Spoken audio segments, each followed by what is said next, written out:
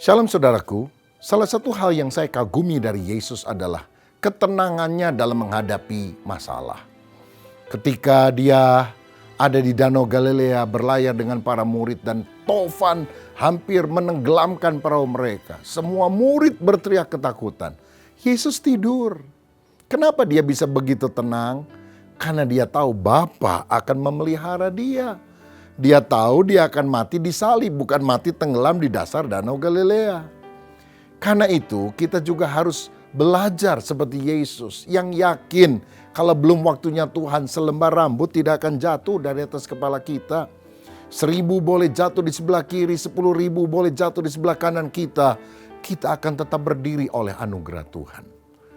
Seorang muridnya bernama Petrus mempelajari prinsip ini. Dia ingin punya hati dan pikiran seperti Kristus.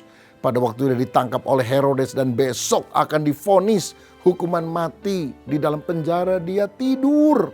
Sampai tidak sadar bahwa malaikat membebaskan dia dari penjara dan menyuruh dia pergi keluar.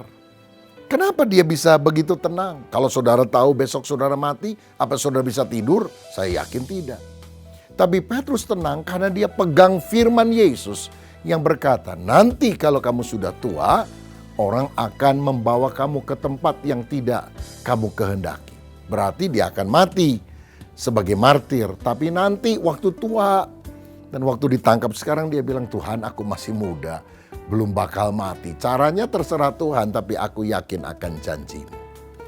Dunia penuh dengan goncangan saudara. Tapi percayalah, semuanya ada dalam kendali Allah. Dia tetap duduk di atas tahta. Dan Allah turut bekerja bagi kebaikan kita. Makanya kita harus selalu mengelola pikiran dan menyelaraskannya dengan firman.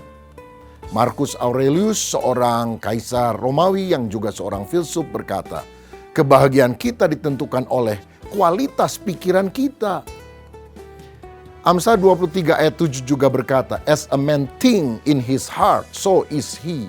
Artinya kita akan menjadi seperti apa yang kita pikirkan.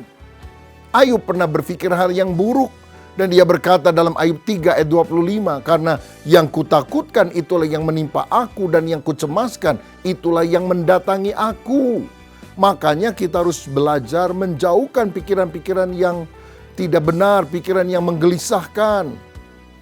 Sebaliknya Filipi 4 ayat 8 berkata, jadi akhirnya saudara-saudara, semua yang benar, semua yang mulia, semua yang adil, semua yang suci, semua yang manis, semua yang sedap didengar, semua yang disebut kebajikan dan patut dipuji, pikirkanlah semuanya itu. Bagaimana kita punya pikiran yang sehat seperti itu? Pikirkan firman. Karena ketika firman ada dalam hati dan hidup kita, kita akan selalu dia berkata, kamu anakku, aku mengasihi engkau. Engkau berharga di mataku, engkau mulia, engkau biji mataku. Dan dengan demikian kita memiliki pikiran dan hati yang tenang sama seperti Yesus adanya. Tuhan Yesus memberkati.